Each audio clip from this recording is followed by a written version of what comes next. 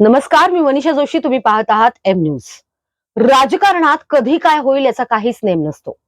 कालपर्यंत जे एकमेकांच्या विरोधात शड्डू ठोकून उभे असतात ते बंद दाराआड चहा पिताना दिसतात. आता राहुरी विधानसभा मतदारसंघाचंच पाहना. उमेदवारी अर्ज भरण्याच्या शेवटच्या क्षणापर्यंत जो सस्पेन्स रंगला तो एखाद्या थ्रिलर सिनेमालाही लाजवेल असाच आहे.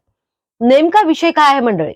भाजपचे दिग्गज नेते शिवाजीराव कर्डिले यांच्या निधनामुळे राहुरी विधानसभा मतदारसंघात पोटनिवडणूक लागली आहे.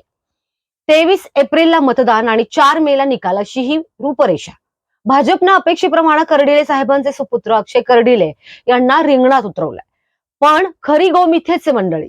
अक्षय कर्डिले हे राजकारणात तुलनेने नौखे आहेत, त्यामुळे त्यांच्या पाठीशी भाजपची सगळी ताकद लागली असली तरी निवडणूक सोपी नव्हती. समोर शरद पवार गटाकडून प्राजक्त तनपुरे यांचं नाव चर्चेत होतं. जयंत पाटलांचे भाचे महाराष्ट्र विकास आघाडी सरकारमध्ये राज्यमंत्री राहिलेले आणि अहिल्यानगरच्या सहकार क्षेत्रावर पक्की पकड असलेले नेते. जर तनपुरे मैदानात उतरले तर शरद पवार आणि जयंत पाटील स्वतः ताकद लावतील आणि निवडणूक अटीतटीची होईल. हे भाजपच्या चाणक्यांना पक्क माहित होतं.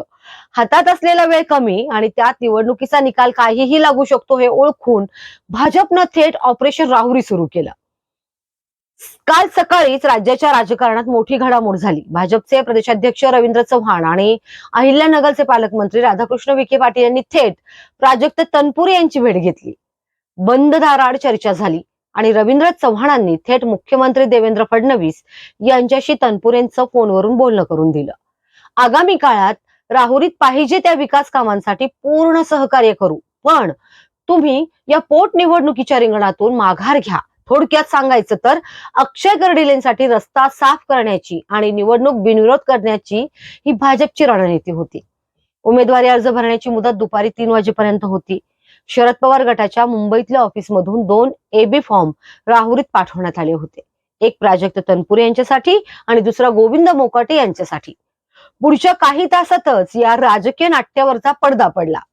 शेवटी गोविंद मोकाटे यांनी महाविकास आघाडीच्या वतीनं अधिकृत AB फॉर्म देऊन उमेदवारी अर्ज भरला.